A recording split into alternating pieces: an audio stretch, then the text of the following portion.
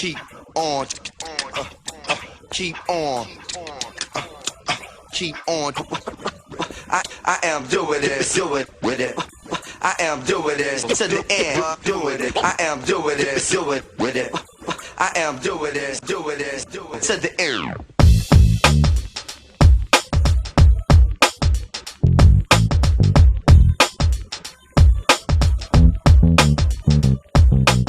Good morning, it's Uncle Thomas Torero in Munich, Bavaria, Germany. The world tour is finished. My hangover is not finished after last night's debauchery, some of which took place in this very park.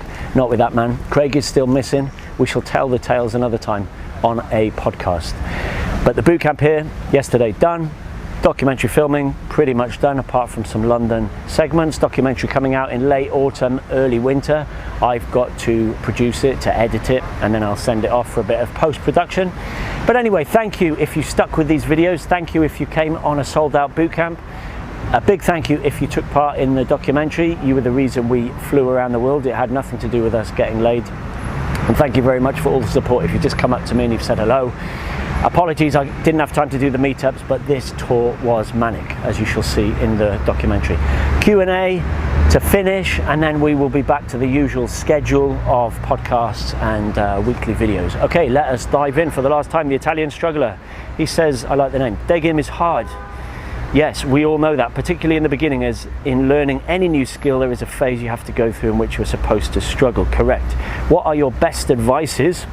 Interesting English, to go through that initial time besides following the structure of the London Day Game model and taking action? Well, you need that positive feedback loop from taking action. And rather than your success being, I want to get laid, you have to count your blessings. You have to be grateful. So in the beginning, it's just getting over approach anxiety. You feel good because you've spoken to somebody. Then it is feeling good because you've made the girl smile and say thank you. Then you say, I have a victory because I got a phone number or a Facebook. Then you have a victory because you went on a date. Then you have a victory because you kissed a girl. Then the victory is she came back to yours. And then the final victory, hopefully after a few months, you get laid. That sparks the belief, and that affects your outer game. So, your inner game. So outer game has to come first. You can't stand there hoping that the theory is going to be enough. Count your blessings. That's my biggest piece of advice. I was never ungrateful for little successes. Even just going out of my house and de-stressing after my day job, that was a success. Getting phone numbers, I couldn't believe it. All right, sleeping with a high 6, a 7, mind-blowing. Then an 8, then a 9, whatever. Count your blessings. And I'm very blessed to be on this tour. I'm very blessed to have this kind of lifestyle, and I never forget it. So those little wins, they set off this chain reaction in your brain of positivity, but rational optimism, because this is not some Disney idealism. This is counting your blessings and seeing your life change before your very eyes. So that's my advice. But yeah, taking action. That's the 90%. 10% are these videos and street hustle, or stealth seduction if you want to see it for real. Second question from Chris. I've started using the London Day Game model early this year. My interactions with girls have improved significantly. Very good, Chris. Recently I got comments from female friends that I became somewhat arrogant in a negative way. My male friends, on the other hand, respond positively. As I'm still trying to get rid of my good guy traits, I assume this is a good sign. I'd like to hear your experience. Yes, this is a good thing counterintuitively. The nice guy would be shocked to hear this, but if a woman calls you an arsehole, a jerk, a player, or a bad boy, fantastic. You're doing something right. You've swung from nice guy to bad boy. Yeah, it might be a little bit amplified, it might be a little bit disingenuous, but over time you can go back, never to the nice guy, but you want to hit that nirvana, the nice bad boy, where you're in lover mode, you're fractionating, so you're not just a genuine arsehole, but you've got those traits of the arsehole that help you get laid. Guys are often jealous about it. That's good if they're noticing a positive change in you. Maybe you're a leader, maybe you're more dominant. That's fantastic. But girls, they absolutely love it. They can't get enough of it, all right? That's the dark triad side of this. They can't get enough of it. So it's good that those nice guy traits have fallen by the wayside. Good riddance. Flary Fox, hey Mr. Torero, I'd like to ask what percentage of girls you sleep with are interested in seeing you again? Most girls I manage to sleep with, whom I would like to have an ongoing sex buddy relationship with, never answer back when I text to get together again. That's the gist of his question, basically. Do you see the girls again after love or sex? Yes, I hate to brag, but the player problem is you can't get rid of them. They want to see you again, and you are on to your next country. You don't want to keep them in your harem. It was just a one-night thing. Now, typically for the night gamer who's just doing one-night stands, pretty drunk, pretty fast, yeah, often you want the sex, she wants the sex, fantastic, win-win. She doesn't contact you back, you don't want to contact her back. But with day game, there's an element of rapport. Now, we're not talking chody, deep boyfriend rapport, nice guy, best friend rapport, but the fact that you spent some hours with her during venue 1, venue 2, you bonded on the street, you fractionated, you did a bit of vulnerability, you did a bit of grounding, and most importantly, the sex was amazing. I can't stress that enough. You have to be amazing in bed, as in lover, not as in candles and missionary position, but you have to give her a good nailing, the best nailing of her life. Listen to my filth podcast, my sex podcasts, go to the archive section of my website and look under sex, and you'll get all the sex tricks, yeah? Fucking like a porn star. Do crazy, dirty stuff with her, and I guarantee she will come back for more. But as I said, it's a player problem. You're trying to get rid of them. And often the chody beginners, they say to me, if you're such a player, how come you don't have a girlfriend? How come you don't keep the girls around? Mate, you don't want to keep the girls around, all right? Even if you're in one place, your harem's about 3 girls, but that just refreshes with younger, hotter girls, new experiences, traveling. Sure, once a year perhaps I have a kind of an open relationship, often with a bisexual girl, but nothing else than that. It's me batting them away.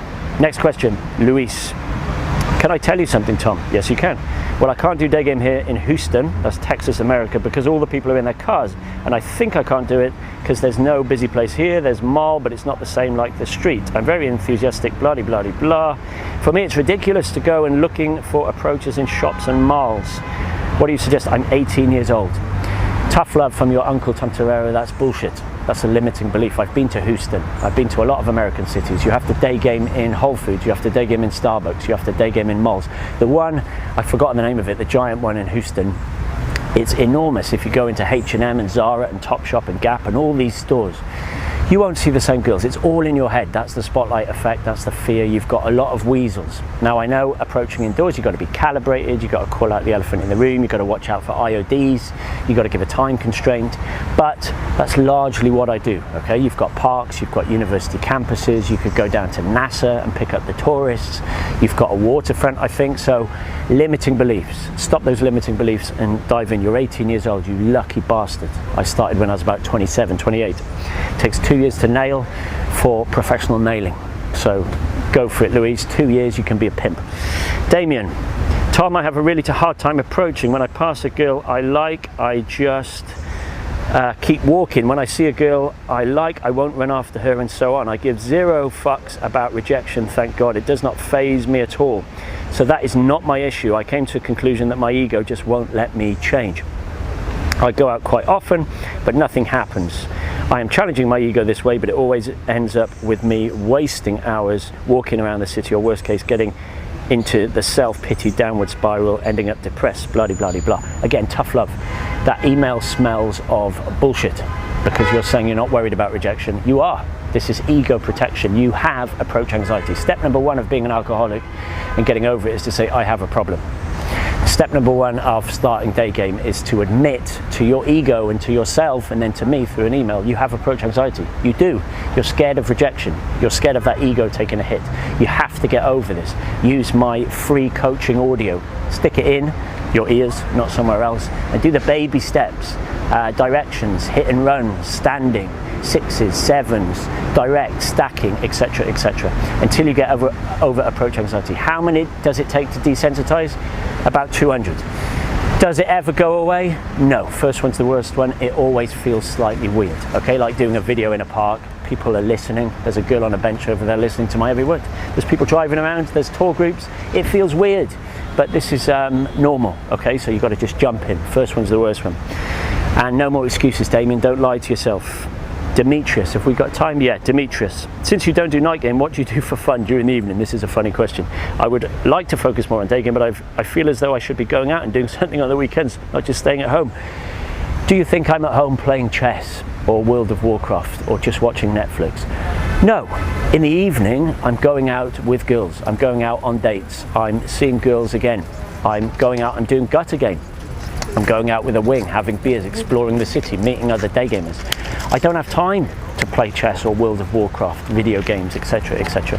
If you're traveling and you're beasting it and you're number farming, you've got loads of dates, 3 or 4 in a week. Then you've got second dates, so 5 or 6 evenings out of the 7 you're busy. If you've got a harem in a city, that's sex 3 times a week at least. And gut again, which has been the theme of this trip, which I shall talk a lot more about in the future, watch Stealth Seduction when I'm in Las Vegas or I'm in Vancouver. I'm going out on the street late at night, leaving my phone at home, burn your boats, finding girls, no phone numbers, pulling them into a bar and then pulling them home. That's a lot of fun, and you're usually out until 2, 3 a.m, as I was here in this park at about 2 a.m. yesterday with a girl. A lot of fun, no time for hobbies. But yeah, you should balance it. That's a note. You should balance it. If you're traveling, obviously get laid, but see the city. I've spoken about that in Flowmad. Let's finish on this one. Pinko. Hey Tom, if you could go back in time when you were starting your pickup journey and you could tell just one thing to your former self, what would it be? Very good question to end on. I would say, Tom, get ready for the pain, because there's going to be a lot of it. There's going to be many times when you're tired, when you're fed up with pickup, when you want to give up, when you want to go home, when you want to have a normal 9 to 5 and a house and a girlfriend and a dog. But don't do it. Stick in there. There are diamonds in the rough. You're in a coal mine, you're chipping away at the coal face, and you will find diamonds. You will sleep with dream girls. You will have crazy experiences. You will have threesomes. You will be able to quit your job. You will travel around the world in 30 days and get paid to do it. You will meet cool guys along the way. You will have crazy adventures. But the price you pay for this is a lot of rejections, taking things on the chin, a lot of failure, a lot of fear, a lot of down days. But it's all going to be bloody worth it. So I just say battle on, because in the early days, especially when I was giving up my job and making this full time, I wasn't sure, I was nervous. And you go through periods of hating day game, periods of doubt, dry periods, and you think it's over. It's never going to get any better, or you've reached your limit. Often I thought, I've reached my limit, I can't do any better. And then, like last year with Stealth Seduction, smashed it out of the park, finished the year with a fantastic threesome, and you think, fucking hell, what's 2017 going to bring? What's 2018 going to bring? So keep chipping away at the coalface. And there was one more kind of question, which I want to finish with, just from Henry, a good observation.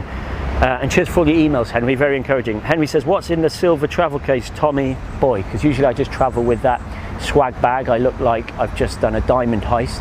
But this silver case that I've been wheeling around the world for 30 days, what, my friends, is inside? Let us take a look. Join me as I open up my silver box of wonder. Around the world in 30 days with this stuff, which is even more than I usually take because of the documentary filming. I shall unpack it and then repack it just for you bastards here in the airport. So the DSLR and the wireless microphones for the documentary, that was key. There's my office, my MacBook Pro, Day Gamer's tool of the trade, and a pilot case, Bond style. As I said, more than I usually take, but we had to do it for the documentary. Tripod, key for the interviews. Wireless microphones, key for teaching. The king, apart from the credit card, the king of travel. A gift from a day gamer called Joseph, thank you very much, Jack Nicholson. I shall read that on the plane to Cardiff. Power and loads of different adapters. All the electric stuff, all the hard drives and the wires, the cables, key. It's jingling now with loads of global money. Travel on, toiletries, my usual bag. This is what I've taken on previous round the world tours, and it's just full of my dirty laundry, literally dirty, that needs some washing. And in the bottom of the pilot case, a dead rat, which is a microphone, some adapters, some chargers, a GoPro, and that, my friends, is it. You are not a woman. You do not need much. That is all you need to go around the world and hustle in 30 days. Keep on. Keep on. Keep on. Said the air.